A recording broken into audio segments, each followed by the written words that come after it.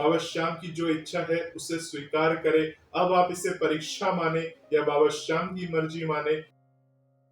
आप सभी श्याम भक्तों को जय श्री श्याम। श्याम भक्तों कैसे हैं आप सभी?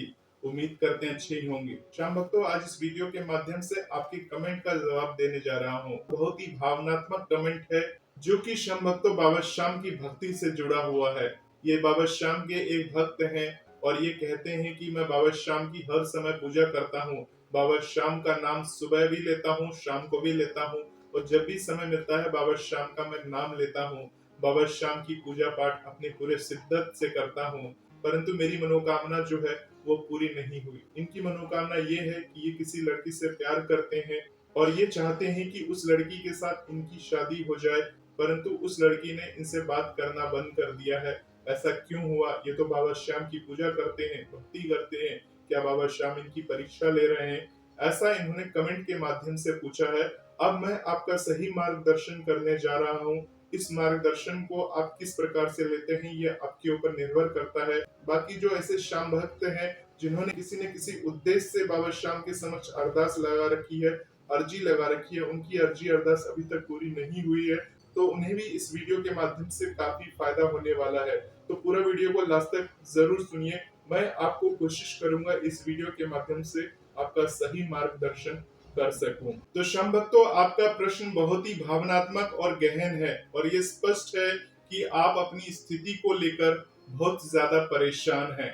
आपने खाटू श्याम जी यानी बाबा श्याम की पूजा और अर्जी के माध्यम से अपनी इच्छा को उनके सामने रखा है, फिर भी आपको लग रहा है कि आपकी सुनवाई नहीं हो रही है। इस स्थिति में आपको सही मार्गदर्शन मेरा काम है। मैं आपको सही रास्ते पर लेकर जाऊंगा ताकि आप अपने मन की शांति को प्राप्त कर सके और सही दिशा में आगे बढ़ सके। सबसे पहले ये समझना जरूरी है कि आप जिस लड़की से प्यार करते हैं उनके प्रति आपकी भावनाएं बहुत गहरी है। प्रेम एक ऐसी भावना है जो हमें जीवन में अर्थ और उद्देश्य देती है, लेकिन कभी कभी ये अपेक्षाओं और इच्छाओं का रूप ले लेता है जो हमें दुख की ओर ले जाता है। आपकी इच्छा उस लड़की से शादी करने की है और ये स्वाभाविक है कि आप चाहते हैं कि आपका प्रेम परिणति तक पहुंचे, लेकिन जब वो आपसे बात नहीं कर रही है तो ये आपके लिए दुख और निराशा का कारण बन रहा है। चलिए आपको समझाता हूँ प्रेम बनाम अपेक्षा के बारे में।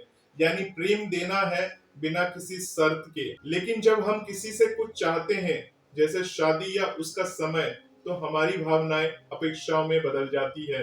यह अपेक्षा पूरी न होने पर हमें भारी दुख या कष्ट देती है।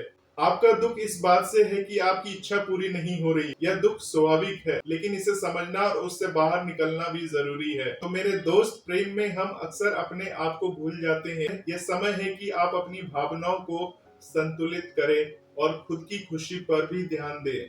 मेरे दोस्त, आपने ये लिखा कि मैं बाबा की भक्ति करता हूँ, पूजा पाठ करता हूँ, मेरी अर्जी अभी तक पूरी नहीं हुई। तो मेरे दोस्त, आप दिन रात बाबा की पूजा कर रहे हैं और अपनी अर्जी उनके सामने रख रहे हैं। खाटू श्याम जी, जिन्हें भगवान श्री कृष्ण का अवतार माना जाता है, भक्तों के कष्ट हरने वाले और सच्चे मन से मांगी गई प्रार्थनाओं को सुनने वाले माने जाते हैं। लेकिन जब आपको लगता है कि आपकी अर्जी की सुनवाई नहीं हो रही है, तो इसका कारण क्या हो सकता है? आइए इसे आध्यात्मिक और व्यवहारिक दोनों दृष्टिकोण से हम आज समझेंगे। सबसे पहले हम जानेंगे आध्यात्मिक दृष्टिकोण से कि ऐसा आखिर क्यों होता है। जब हम इच्छा रखते हैं तो वो इच्छा हमारी क्यों नहीं पूरी होती है। श्याम भक्तों, अगर आध्यात्मिक दृष्टिकोण से ईश्वर हमारी हर इच्छा को उसी रूप में पूरा नहीं करते जैसा हम चाहते हैं, उनकी योजना हमारे लिए कुछ और हो सकती है जो हमें अभी समझ ना आए।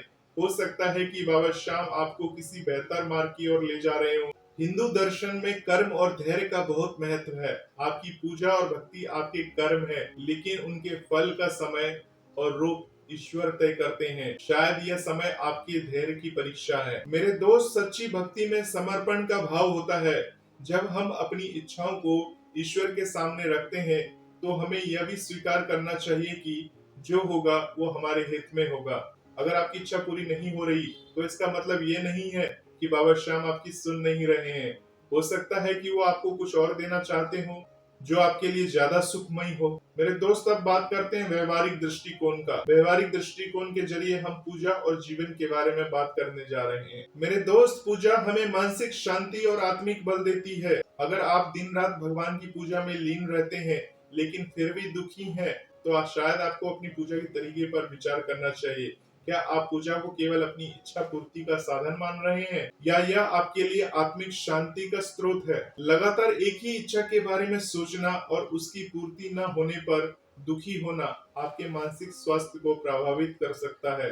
पूजा के साथ साथ आपको अपने मन को शांत करने के लिए ध्यान, योग या किसी सकारात्मक गतिविधि में समय देना चाहिए। तीसरी बात करते हैं रिश्तों का स्वरूप, अर्थात उस लड़की के साथ आपका संबंध। यानी मेरे दोस्त, आपने बताया कि जिस लड़की से आप प्यार करते हैं वो अब आपसे बात नहीं करती है। यह स्थिति बहुत कष्टदायी हो सकती है, लेकिन इसे समझने के लिए हमें रिश्तों की प्रकृति पर विचार करना होगा। मेरे दोस्त, हो सकता है कि वो लड़की आपकी तरह ही भावनात्मक उलझन में हो, या उसने अपने जीवन में कोई और निर्णय लिया हो। उसका आपसे बात न करना उसकी अपनी पसंद या परिस्थितियों का परिणाम हो सकता है। मेरे दोस्त, प्रेम में एक दूसरे को स्वतंत्रता का सम्मान करना जरूरी है। अगर वो आपसे दूरी बना रही है तो इसका मतलब हो सकता है कि वो इस रिश्ते को आगे नहीं ले जाना चाहती। इसे स्वीकार करना कठिन है, लेकिन यह आपके लिए दीर्घकाल में बेहतर होगा।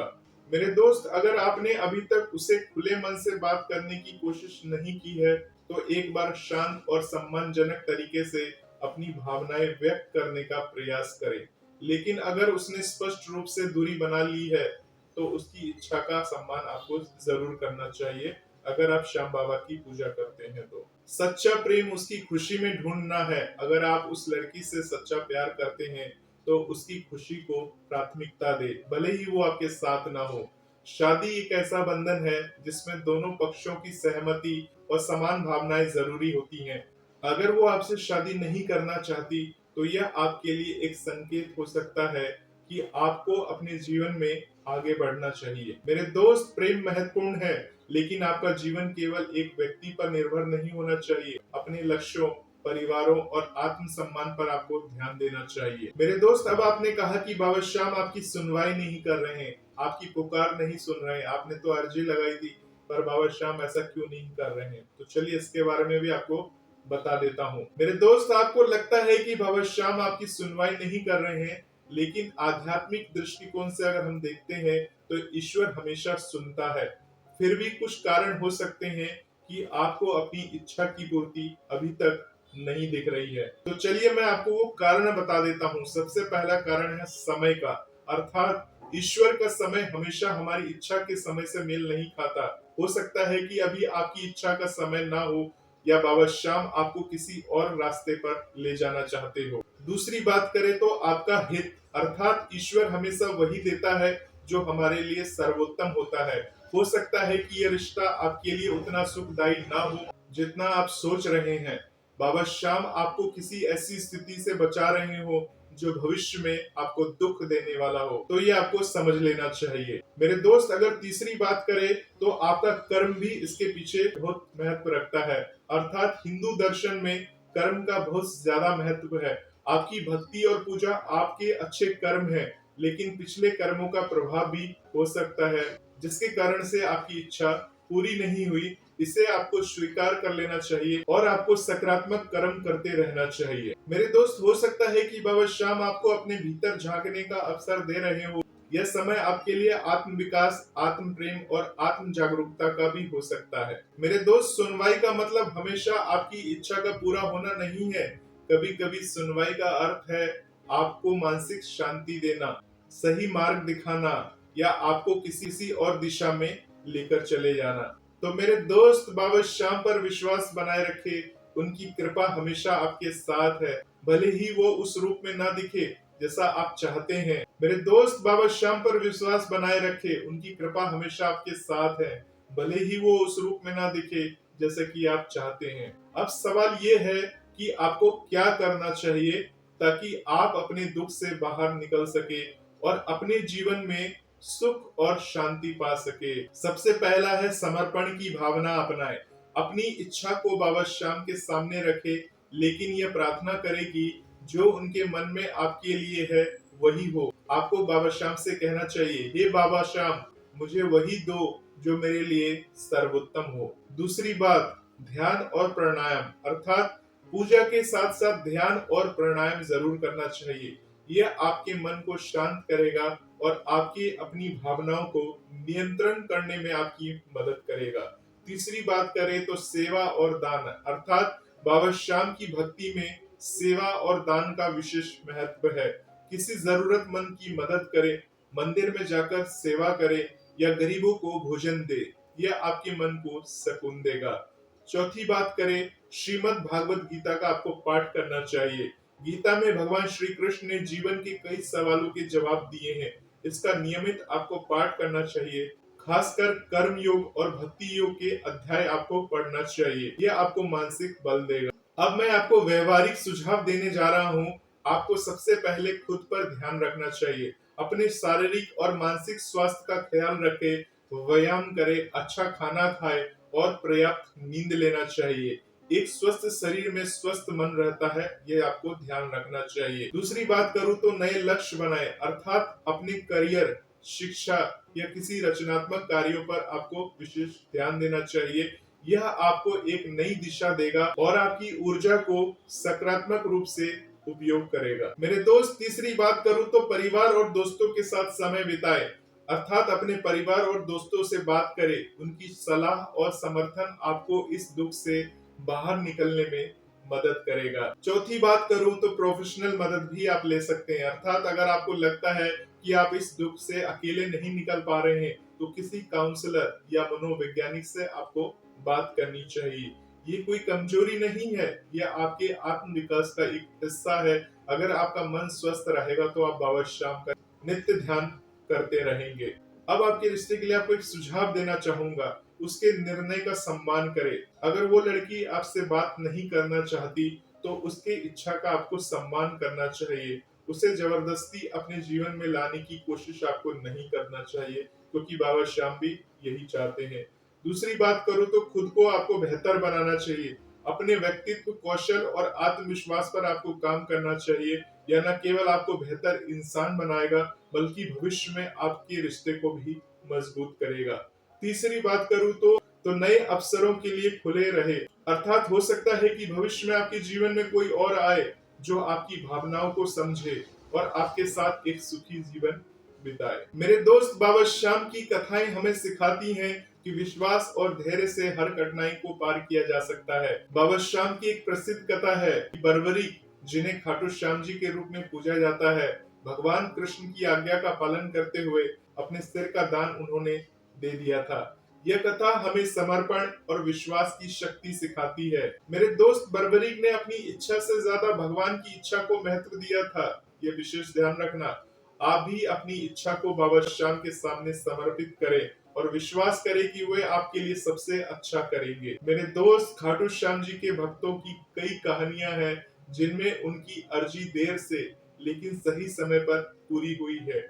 इन कहानियों से प्रेरणा ले और आपको धैर्य रखना चाहिए। आपको मन की शांति के लिए प्रार्थना करनी चाहिए, अर्थात एक छोटी सी प्रार्थना है जिसे आप बाबा श्याम को अर्पित कर सकते हैं, बाबा श्याम को सुना सकते हैं, अपने मन में गुनगुना सकते हैं।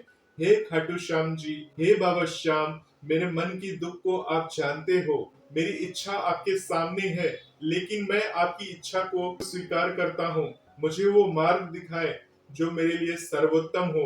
मेरे मन को शांति दें और मुझे बल दें कि मैं आपके हर निर्णय को प्रसन्नता पूर्वक स्वीकार कर सकूं। तो मेरे दोस्त, विश्वास और साहस के साथ आपको आगे बढ़ना चाहिए, अर्थात आपके जीवन में यह समय कठिन हो सकता है, लेकिन यह भी एक अवसर है। यह वो समय है जब आप अपने भीतर की शक्ति को पहचान सकते हैं, अपने विश्वास को और गहरा कर सकते हैं और एक बेहतर इंसान बन सकते हैं। मेरे दोस्त, बाबा श्याम आपको सुन रहे हैं, लेकिन उनकी सुनवाई का रूप हमेशा वही नहीं होता जो हम चाहते हैं। तो बाबा श्याम पर विश्वास बनाए रखें, उनकी कृपा आपके साथ है, भले ही वो आपको अभी ना दिखे। अपने आप को उतना ही प्रेम दे जितना आप उस लड़की को दे रहे हैं। आप एक अनमोल इंसान है और आपका जीवन बहुत मूल्यवान है, इसको हमेशा याद रखना। जीवन में हर अनुभव हमें कुछ न कुछ सिखाता है। इस अनुभव से सीखे और नए अवसरों की ओर आपको बढ़ते रहना चाहिए। आपका काम है बाबा श्याम की भक्ति करना, बाबा श्याम से अर्जी अरदास लगाते रहना। बाबा श्याम पर यूं ही भरोसा बनाए रखे, अपने स्वार्थ को त्याग करें, बाबा श्याम की जो इच्छा है उसे स्वीकार करें। अब आप इसे परीक्षा माने या बाबा श्याम की मर्जी माने या आप अपनी किस्मत माने। बाबा श्याम ये कहते हैं कि अगर आप उनके सच्चे भक्त हैं तो उनमें रमे रहिए। बाबा श्याम ने आपके लिए बहुत ही सर्वोत्तम कुछ सोच रखा है आगे आपके जीवन के लिए। तो होपफुली आप सभी श्याम भक्तों को इन श्याम भक्त की घटना से काफी कुछ प्रेरणा मिली होगी और काफी कुछ जानकारी मिली होगी। आपके जीवन में सुख, शांति और समृद्धि की कामना करता हूँ। बाबा श्याम की कृपा आप पर बनी रहे। ऐसी मंगल कामना के साथ मैं इस वीडियो को मंगल करता हूँ। मिलता हूँ एक नए वीडियो के साथ। तब तक के लिए आप अपना ध्यान रखें, अपने परिवार का ध्यान रखें और सब कुछ बाबा श्याम पर छोड़ दें।